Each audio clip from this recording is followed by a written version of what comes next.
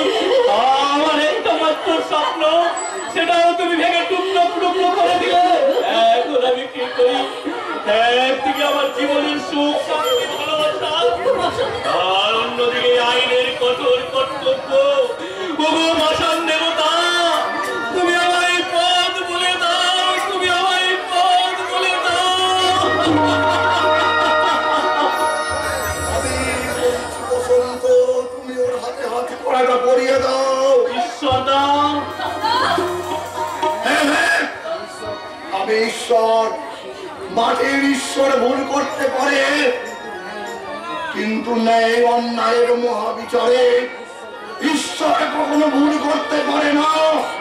দাও বসন্ত দাও, ওই ভাতচারীর হাতে তুমি হাত করাটা পড়িয়ে দাও।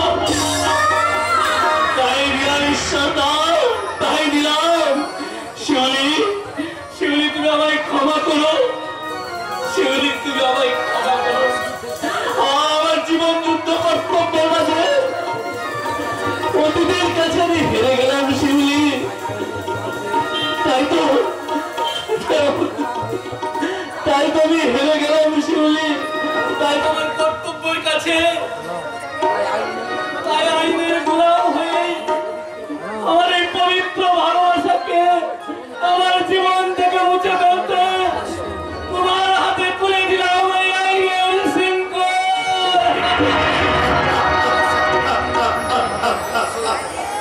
কাঞ্চে হাহাকার করে কর্তব্য কাঞ্চে শাসনের হাতে শোভা পাচ্ছে শৃঙ্খল। বিচারকের ভাষা ভুয়া হয়ে গেছে, শাসনের মধ্যে পাচ্ছে শৃঙ্খল। পাবে না কেন? গানের মিছিলে আজকে যার কথা ছিল শ্বশুর বাড়ি, সে যাচ্ছে জেলখানায়।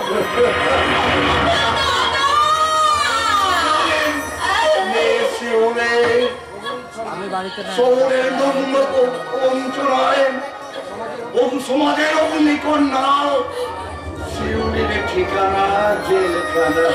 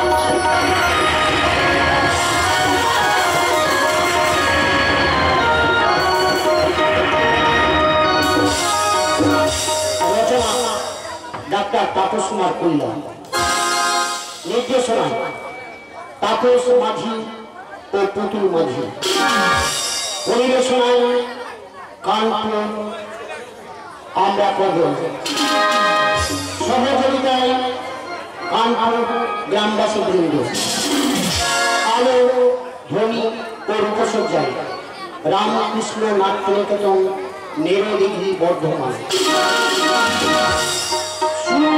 কণ্ঠসঙ্গীতে সবার প্রিয় আলী ভাই। 1400 সালে এক বাস্তবধর্মী সামাজিক যাত্রা করা বনের ঠিকানা জেলখানা, বনের ঠিকানা জেলখানা, বনের ঠিকানা জেলখানা।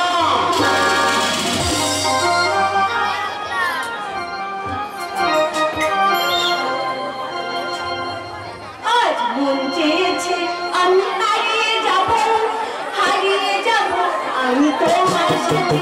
আজ মন চেয়েছে আমি হারিয়ে যাব, হারিয়ে যাব তোমার সাথে। জীবন তারে মন বদলে গেছে,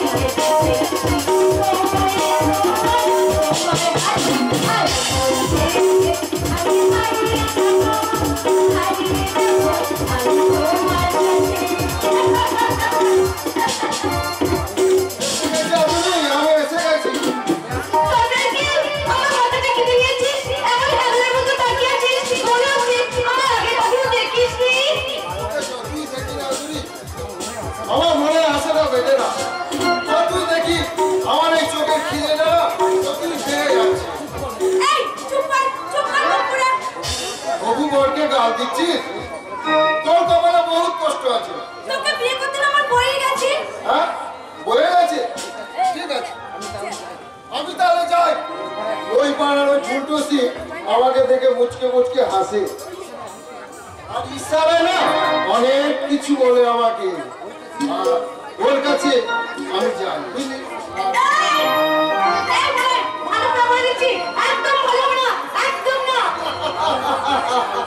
আরে ভালো হোক আর ছাড়, আমি কিন্তু বিয়ে করবো। ওটা কি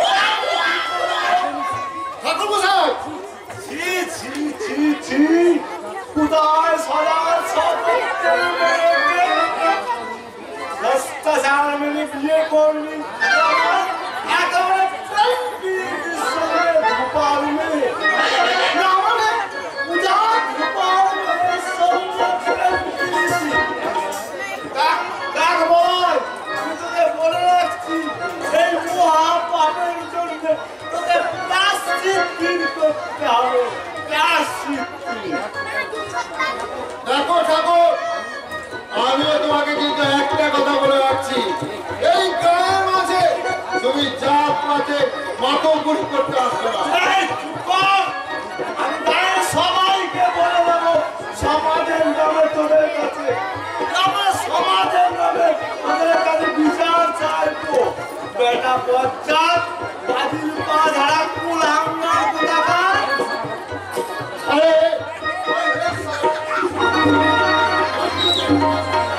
আর একটা কথা তোমাকে বলেছি না, তোমার মুখটা আমি মেরে ফাটিয়ে দেবো।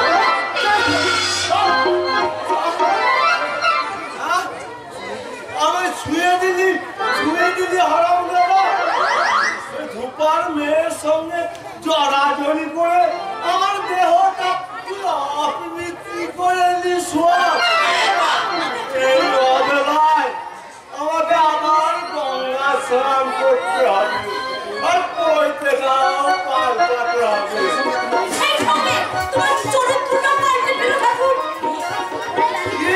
আমার ঠাট্টা করছিস? অভিশাপ দিচ্ছি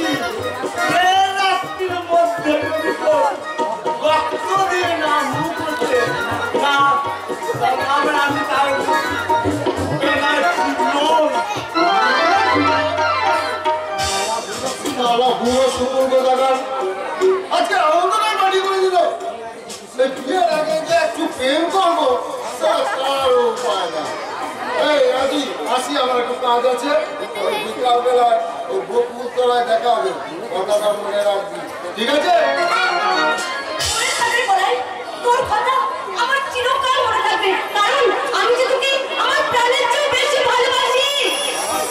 বল আপনি আরেকবার বল। ওই এই যে আমি তোকে ভালোবাসি। তোর মুখ পোড়া। জানিস আদুরি, আমি কিন্তু তোকে আমার প্রাণের চেয়েও বেশি ভালোবাসি, কিন্তু ভয়ে আমি তোকে বলতে পারিনি। কেন? ওই তুই যদি রাগ করিস তাই। রতন, এই আমার ওপর রাগ করলি না বাদুরি? আমি চাই রতন, আমি চাই। তাহলে আরেকবার তুই বল আমি তোকে ভালোবাসি। তুই বল না তুই বল, আরেকবার বল। রতন, রতন, আমার হাতটা ছেড়ে দে রতন, তুই আমার হাতটা ছেড়ে দে। শোন, আমি বলছি কি, তোর কি জ্ঞান গরমে কিচ্ছু নেই? যেখানে সেখানে শুধু যা তা কথা বলিস কেন? আমি চাই রতন, আমি চাই। ওই আমার কথা শুনে আদুরি লজ্জায় রাঙা হয়ে যেন চলে গেল। যা যে শালা এমন কথা বলবে আমি তার রক্ত নেব। আর কথা বলছো তুমি বাবা? আমার বোন আদুরি নাকি কোথায় কোন ছোড়ার সাথে প্রেম ভালোবাসা করেছে। তা বেশ করেছে, ভালোবাসা করেছে, তাতে কোন শালার কি যায় আসে বলতো? এটা ঘোর অন্যায় দিবাকর্তা। আমি ওই ছোড়ার সঙ্গে আমার বোনের বিয়ে দেবো। আর যে শালারা ওই জাতপাতের লড়াই করতে আসবে তাদের লাঠি মেরে আমি মাথা ভেঙে দেবো। তুমি ঠিক বলেছো দিবাকর্তা। এই সারা দেশ আর জাত পাতের লড়াই মেতে রয়েছে। ওই হিন্দুরা ভাঙছে মুসলমানের মসজিদ, আর মুসলমানরা ভাঙছে হিন্দুদের মন্দির। এই ঘোর বিবাদের মাঝে আমরা দেখিয়ে দেব যে আমরা ধর্মে বর্ণে আলাদা হলেও আমরা একই দেশের সন্তান। এই তো চাই আমরা হিন্দু মুসলমান ধোপা বাদ দিই, সবাই যদি একে অপরকে বুকে টেনে নিই, তাহলে কোন শালা জাতির নামে বজ্জাতি করতে পারে বলতো? দিবাকর্তা সব তোরা দেখে যা, এই মধুপুরের সমস্ত গ্রামে মানুষের কাছে মহামিলনের মেলা। এই গায়ে সবাই সবার মাঝে শুধু একটাই জাত, সে হলো মানুষ।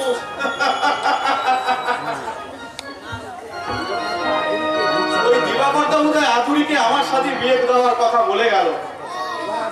এবার আদুরিকে আমি বিয়ে করে নেব। তারপর ওই গাজনের মেলা থেকে এক জোড়া কানের দুল, নাকে নাকছাবি ও একটা ডুয়েল শাড়ি পরিয়ে আদুরিকে আমি দু চোখ ভরে দেখবো। আর ওই আদুরি যখন লজ্জায় রাঙা হয়ে বোবার মতো মিটি মিটি হয়ে হাসবে, আমি তখন আদুরিকে বলবো, বউ কথা কও, বউ কথা কও। অন্ধকারে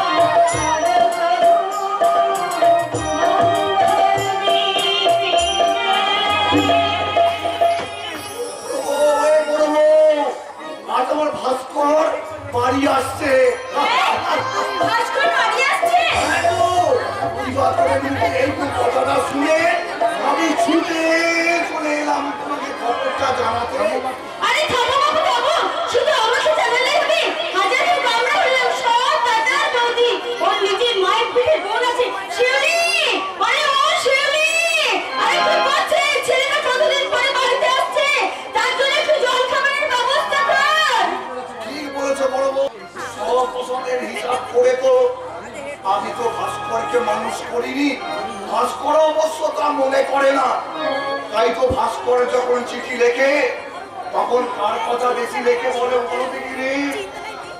আমার কথা। চিঠিতে লেখা থাকে, দাদা শরীরের প্রতি যত্ন নিও, সময় মতো খাওয়া দাওয়া করো। কি লেখা থাকে না?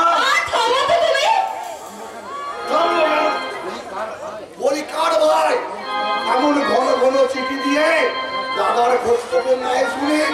এও ঈশ্বর ঘোষের ভাই, বুঝলে? জল কাণ্ডে যেমন দুভাগ হয় না, তেমনি আমাদের দু ভাইয়ের সম্পর্ক কখনো আলাদা হবে না।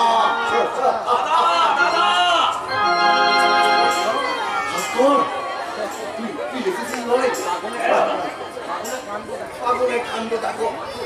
মাঠে ধুলোবালির মধ্যে আমার এগুলো ময়লা রেখে আছে। তুই জামা প্যান্টটা নষ্ট করলি তো?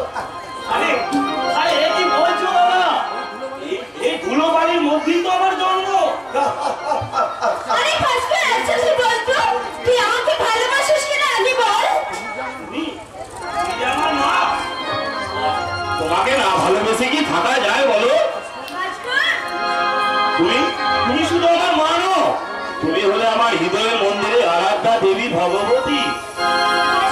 জননী আমার, পৃথিবী আমার, তোমার চরণ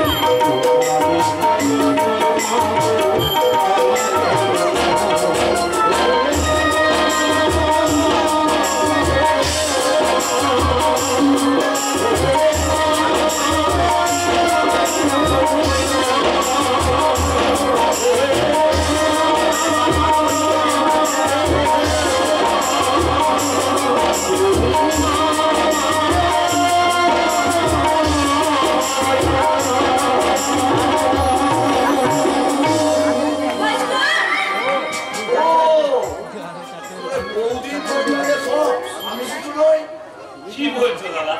তুমি যে আমার কে তা বলার মতো ভাষা আমার নেই দাদা। সেই ছোটবেলায় বাবাকে হারিয়েছি, বাবার অবর্তমানে তুমি কখনো কোনো দুঃখ কষ্ট আমাকে স্পর্শ করতে দাওনি।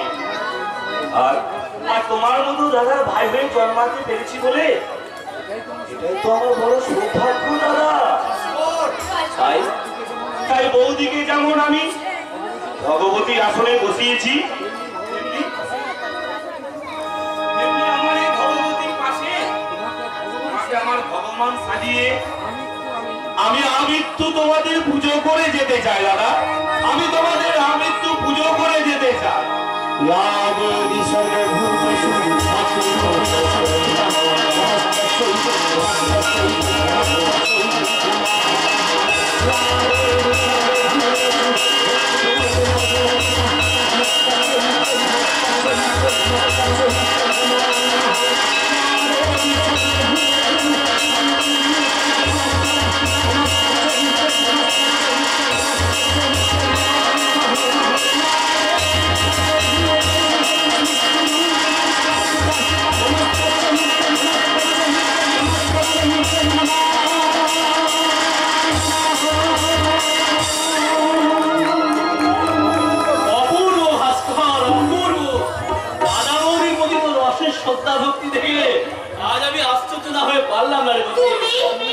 আমি ভাস্করের বন্ধু, বাইরে দাঁড়িয়ে এতক্ষণ দেখছিলাম আপনাদের মান অভিমানের পাড়া, তাই তো ছুটে দেখতে এলাম। সেই দেখুন দাদা আর দেবীর মতন বৌদিকে। আজ আমি ধন্য হয়েছি ভাস্কর, ধন্য হয়েছি। কেন জানিস? এই ক্ষুদ্র গ্রামের মাঝে এই বিশাল মাটির মানুষ অন্যের দুঃখের যার অন্তর হাহাকার করে কাঁদে, অপরের মুখে একটুখানি হাসি দেখার জন্য যারা নিজেদের সৌভাগ্যকে দুহাত মিলিয়ে দিতে প্রস্তুত, সেই মহান ভাগ্যবান আর ভাগ্যবতীর চরণ স্পর্শ করি।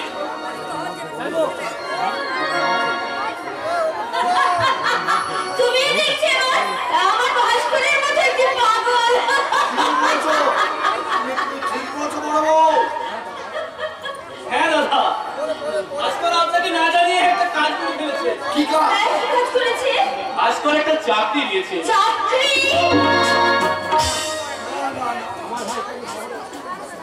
আমার ভাইকে আমি শহরে চাকরি করতে পাঠাবো না। ওরে, আমি তোকে লেখাপড়া শিখিয়েছিলাম এই গ্রামের মানুষদের জন্য। আমি নিজের হাতে একটা স্কুল তৈরি করব, সেই স্কুলে তুই মাস্টারি করবি, আমার গ্রামের দুস্থ ছেলে মেয়েদের লেখাপড়া শেখাবি, আমার গ্রামের সাধারণ মানুষের তুই সেবা করবি। আমি তো সেটাই চাই দাদা, আমি তো সেবার কাজই বেছে নিয়েছি। তবে তবে গ্রামের মুষ্টিমেয় কিছু মানুষের সেবা নয় দাদা, আমি চাই সারা দেশের মানুষের সেবা করার জন্য। আজ আমি বেশি নিজে হয়েছি ইনকাম ট্যাক্স অফিসার। সারা দেশের সেবা করবে, কিন্তু ঘরে যে একটা লক্ষ্মী আনার দরকার নাই। আচ্ছা বৌদি, তোমরা কি বলো তো, এখনো শিউলির বিয়ে হলো না, আর তোমরা কিনা আমার তোর বোকা, আগে আমি লক্ষ্মীটাকে নিয়ে আসি, তবে তো ওই লক্ষ্মীটাকে বিদায় করবো। তোমরা তাহলে সংসারের চরকিতে আমরা অনেক পাপ করেছি রে ভাই, আর আমরা ধরতে পারছি না। তাই একটা সুন্দর দেখে পাত্র এনে এই সংসার জেলখানা থেকে আমরা মুক্তি দেব। কিরে ভাই, রাজি আছিস তো? বুঝতে পারবে না বৌদি, একে ঘরে বউ আনি, তারপরে সব বুঝতে পারবে। আসি, হ্যাঁ।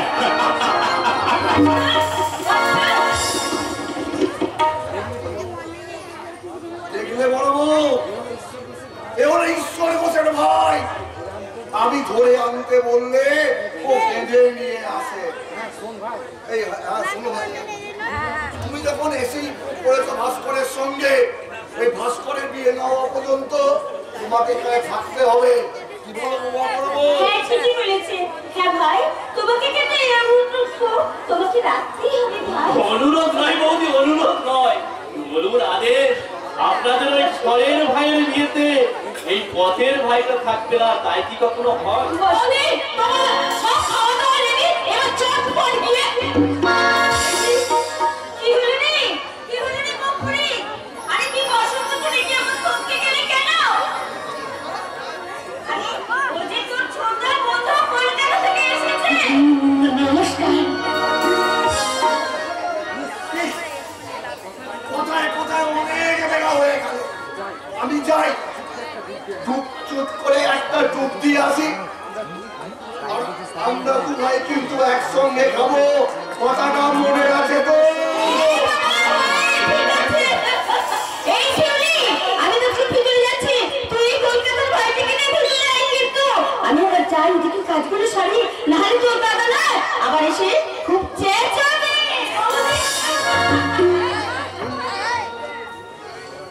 আপনি? আমি বসন্ত, মানে বসন্ত রায়। আমি শিউলি। ভাস্করের বউ, তাই সবাই তাই বলে। জানেন তো, ভাস্কর তার দাদা বৌদির কথা আমায় অনেক বলেছে, কিন্তু আপনার কথা তো একবারও বলেনি। বলবে কেমন করে? দাদা বধূ মন জুড়ে বসে আছে ছোটা, সেখানে অন্য কারো স্থান পেতেই পারে না। তাছাড়া আপনার মতো তো আমাদের মা বাবা নেই। আমার মতন কি হলো, আপনি হাসছেন যে? জীবনে তো কখনো কাঁদতে পারিনি, তাই অনেক দুঃখের মাঝে আমি এমনি করে হাসি। তার মানে আপনার বাবা মা? শুধু মা বাবা নয়, শুধু গত 5 বছর আগে এক পথ দুর্ঘটনায় মা বাবা ভাই বোন সবাই আমায় ছেড়ে চলে গেছে। টিউশনি করে নিজের খরচটুকু চালিয়ে নি, একা তো, তাই বিশেষ অসুবিধা হয় না। আপনি বিয়ে করেননি? বিয়ে আবার হাসছেন?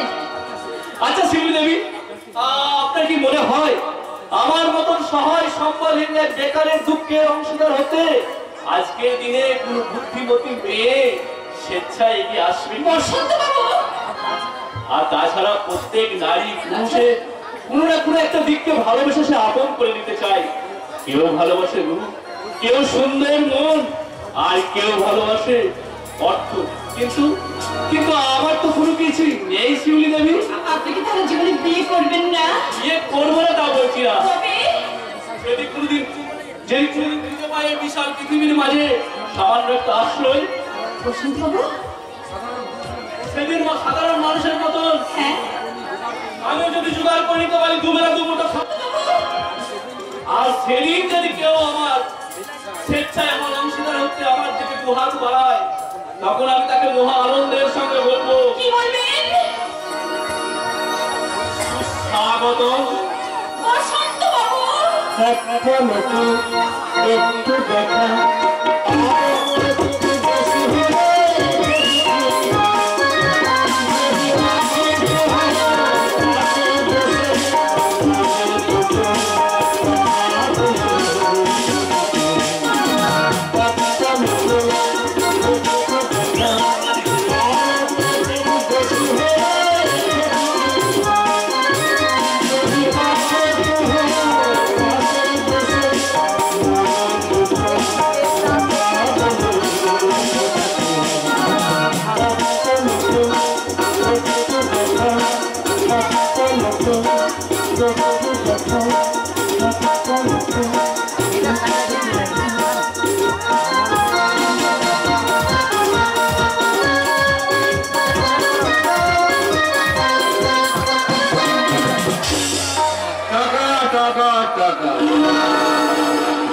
আজকের সমাজে আসল বুনিয়াদটাই হলো স্বামী স্ত্রী সম্পর্ক মিথ্যা হয়ে যাচ্ছে।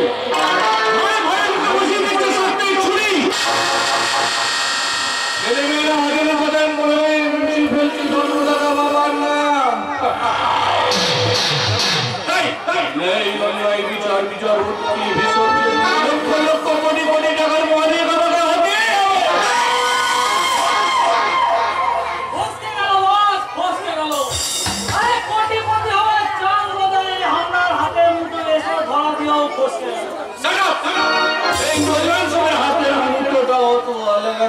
চান্স ধরা দিও তা ফসকে গেছে।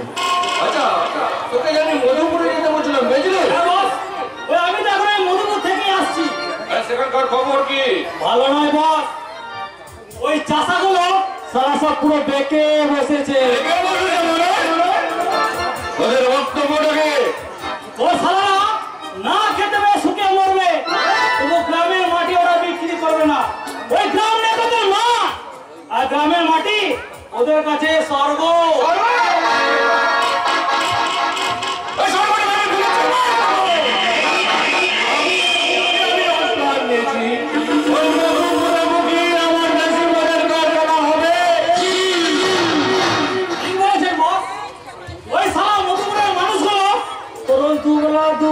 খেতে পায় না, কারখানা হলে আর কিছু না হোক সালারা পেট পুড়ে মদ্য খেতে হবে।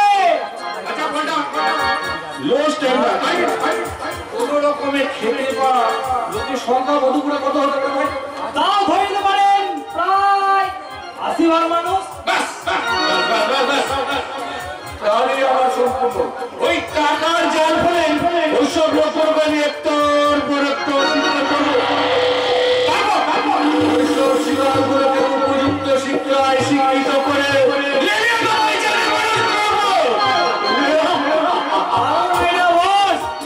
আপনি তাহলে শিকারের জন্য প্রস্তুত হন, আর আমি আমার শিকারের টোপটা সাজিয়ে নেই।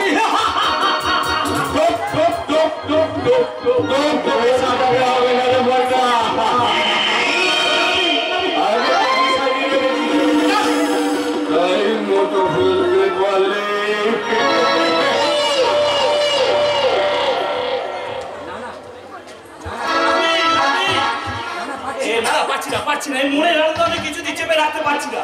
লাভলি, লাভলি, আমার বাড়িতে ঢুকে কোন সাহসে চিৎকার করে করে আমার বোনের নাম ধরে ডাকতো?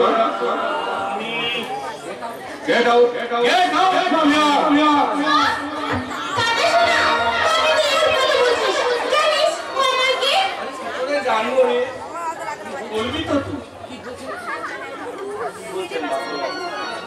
আপনি দেখছি আর দাদা হয়ে নিজের বোনেরই কোনো খোঁজ খবর রাখেন না। সেই কলেজ লাইফ থেকে আমি আর লাভলি হলাম বন্ধু বান্ধব। নইলে কি আমার এত সহজ হতো লাভলির নাম ধরে ডাকতে ডাকতে এই বাড়িতে ঢোকা? আরে তোমার মতন অনেক ছেলেই লাভলির নাম ধরে ধরে এ বাড়িতে ডাকতে ডাকতে ঢোকে বেড়া, তার জন্য সাহসের দরকার হয় না। হয় দাদা হয়, আমার আসল বয়ফ্রেন্ডের সঙ্গে তুই ভাস্করকে ভুলিয়ে চলিস না। ও ভীষণ ব্রিলিয়ান্ট স্টুডেন্ট, তার চেয়ে বড় কথা আমাকে ভীষণ ভালোবাসে।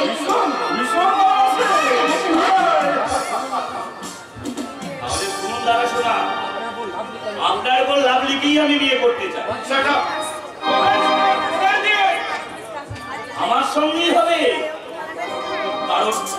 কারণ আমার দাদা বৌদি অনুমতি দিয়েছে।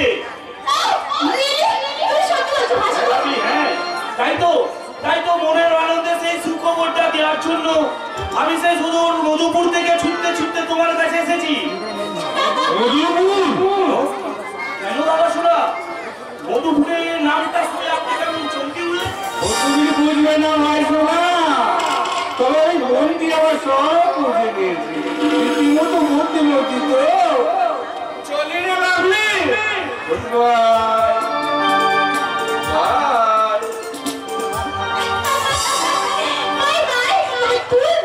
না জানালেও লাভলি কিন্তু তার ডিউটি ঠিক করে যাবে। তোমার দাদারা কথা শুনে কথার মধ্যে কেমন কেমন একটা রহস্যমতার ভাব। হবে তো দুদিন পরে ওই দাদা শোনাই যে হবে আমার শালা, তাই তোমার মাথায় এত সময় যায় না। যাক ওসব কথা বাদ দাও, এখন শুধু তোমাকে আমার বলতে ইচ্ছে করছে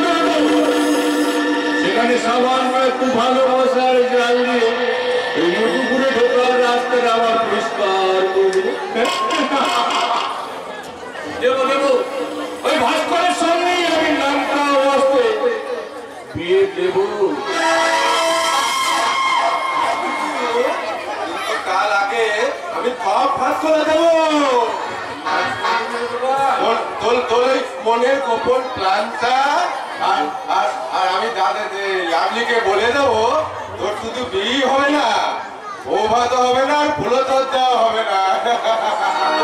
কিসব বাজে কথা বলছিস ভাই? বাজে কথা নইলে দাদা, বাজে কথা নয়।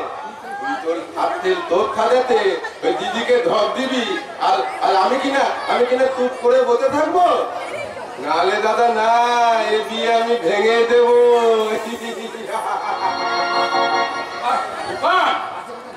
আরে বাজে কথা না বলে তুই আমার কথা শোন ভাই। আমাকে ভালোভাবে লাভলির বিয়েটা সেরে ফেলতে, তারপর না হয় একটা ভালো মেয়ে দেখে আমি তোর বিয়েও দিয়ে দেবো, কেমন? আমার বিয়ে? আমার দাদা আমার বিয়ে দিয়ে একটা সুন্দরী দুধুকে কচি বউ ঘরে আনবে, আর তারপর একদিন আমার ঠিক কচি বউটাকে নিধি কট কট করে বিয়ে খাবে। চাইছে দাদা, তুই বলো বিয়ে করলে একটা বউ আর আমি বলো তোর বউটাকে মাঝে খাজে একবার। কি করলে বড় বাবু? ছেলেটাকে তুমি খাওয়া নয় সাধারণ, খাওয়া নয় বড্ড সিয়ানা। আরে এমন সব কথা বলে যেমন মগজ পর্যন্ত জ্বালা করে দে। ছোট বাবু তুমি বড় বাবু তো কি কথা বলে? বড্ড বাদে কথা খাদুন্দা, আমি দাদাকে বড্ড বাদে কথা বলতে গিয়েছিলাম।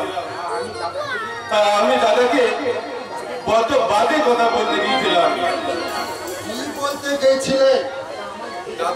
দাদা আমার বিয়ে দেবে বলেছিল, আর আমি বলেছিলাম তুই একটা বিয়ে কর, আর আমি বললাম তোর বউটাকে মাঝে কাজে একবার মা বলে ডাকবো।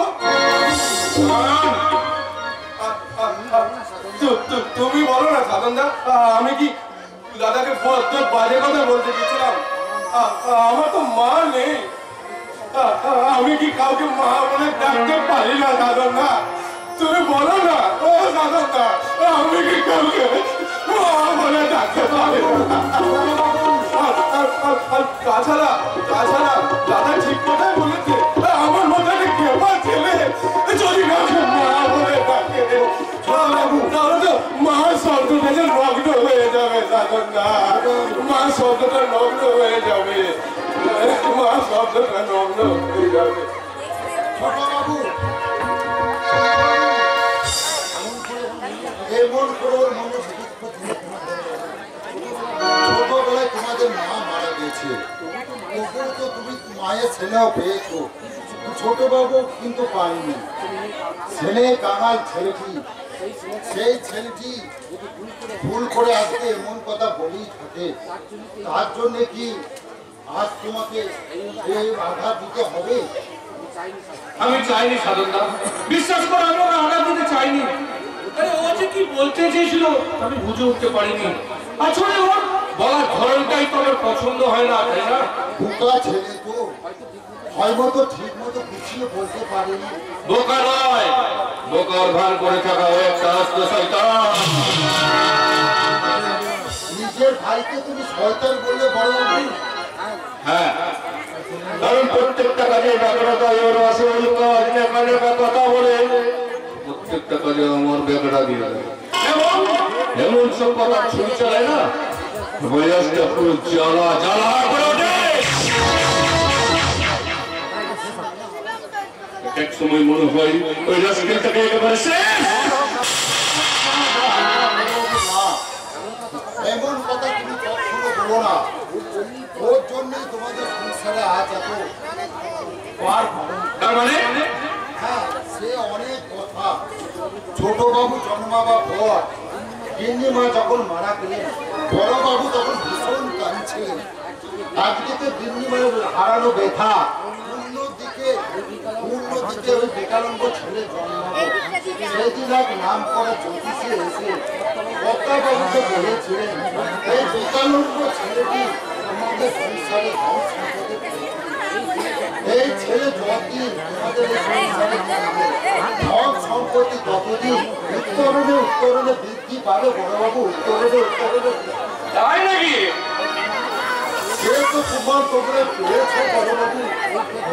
এই খোকা ছেলেটি জন্মের পর থেকে কোথা থেকে কি হয়ে গেল, আজ তোমরা হয়ে গেলে কোটি কোটি টাকার মালিক বড়বাবু, কোটি কোটি টাকার মালিক। ওসব বাজে কথা আমি শুনিও না সরলা। আজ আমি যেখানে বসেছি তা সম্পূর্ণ আমার ব্রেনের জোরে, ওই হাবা বাবাকে ভাটার ভাগ্যের জোরে নয়। তুমি বিশ্বাস না করলে এটাই বড় সত্যি, তাই বলছি। ভুল করেও তুমি জানো ওই সোনা দিন করা হাঁসটিকে সকালে শেষ করে দিও না, সকালে শেষ করে দিও না। সোনার দিন পড়া হাঁস, তুমি না জানি একটা গোপন তথ্য ফাঁস করে ফেলে সরলা। সত্যি তো তোমার আমার কাছে একটা সোনার দিন পড়া হাঁস। আমার বাবা তার টোটাল সম্পত্তি রাজ্যের হাবা বাবা যতদিন ওই হাবা বাবা খেলাটা সুস্থ স্বাভাবিক ভাবে বেঁচে থাকবে, ততদিন ওই সমস্ত সম্পত্তি আমার কেয়ারই থাকবে। আর ওই যদি অস্বাভাবিক ভাবে মৃত্যু হয় তাহলে টোটাল সম্পত্তি আমার ওই সরকারের হাতে চলে যাবে। তা আমি কোনোদিনই হতে দেবো না। এমন আমার চাই চালবো যে টোটাল সম্পত্তিটা আমার হবে, আর ওই সোনার হাঁস তিন পাড়া হাঁসটাকেও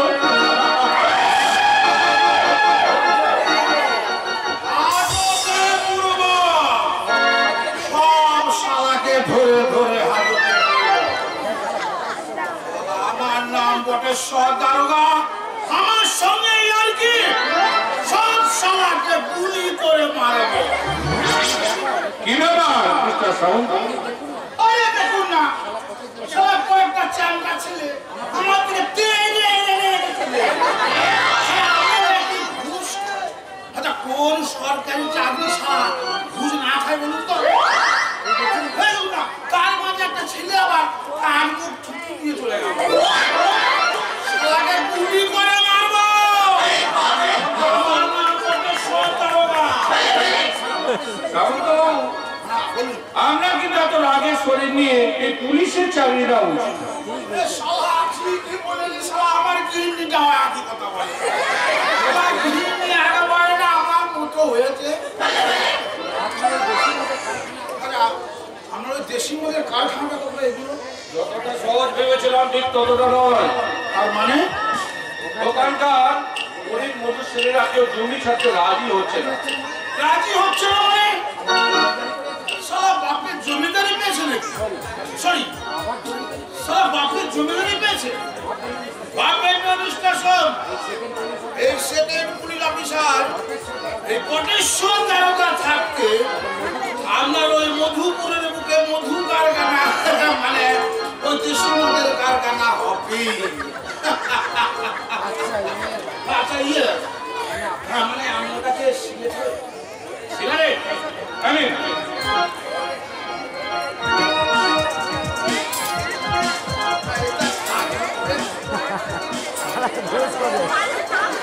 ঘুষ দিয়ে দিল একটা ঘুষ মাথা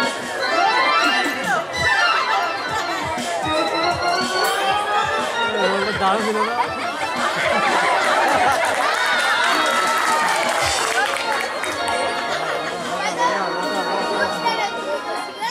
আমার সবচেয়ে প্রিয় আমার যে গিন্নি তাকে আমি দেখাবো না।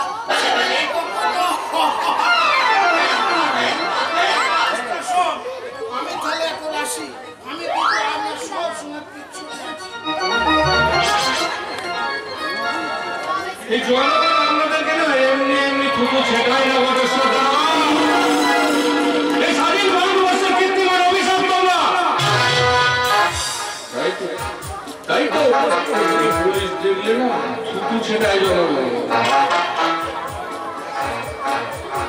নিত তোমাদের একমাত্র উপযুক্ত পাওনা হচ্ছে এই থুতু।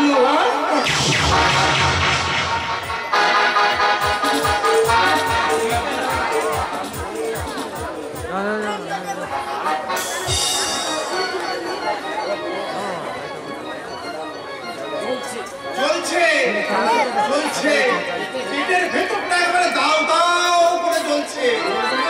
আর জ্বলবে নাই বা কেন? এতগুলো মাংসগুলো লোকের কাপড় জামা কাঁচা কি মানুষের কর্ম? ওই ওই করে তাই আমি আদুরিকে বলেছি আমার জল খাবার তুই নীলসারের বাড়ি পৌঁছে দিবি। বেলা গড়িয়ে দুপুর হতে চললো, কিন্তু আদুরি হাতির ছাড়ি সেদিকে কি খেয়াল আছে না? আদুরি হতচ্ছাড়ি খেয়াল না থাকলেও তোমার এই প্রাণের ভাই বলাই হতচ্ছাড়া ঠিক খেয়াল আছে তোমার দা? ঠিক বলেছিস বলাই, তুই ঠিক বলেছিস। কিন্তু হাতে বলো কি?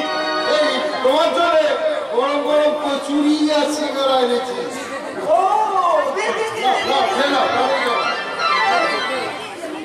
খিদে চোটে সারা জান পয়লা হয়ে গেল রে আমার। জানিস বলাই, কত বলতে তুই নিশ্চিত আমার আপন লোক ছিলি। কত জন্ম বলছো কেন? এই জন্মে কি আমি তোমার কেউ নই? তা তো বটেই, তা তো বটেই।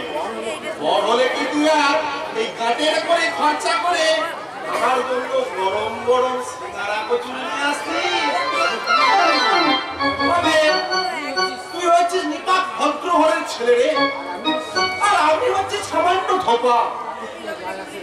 তাতে কি যায় আসে দেবাদা?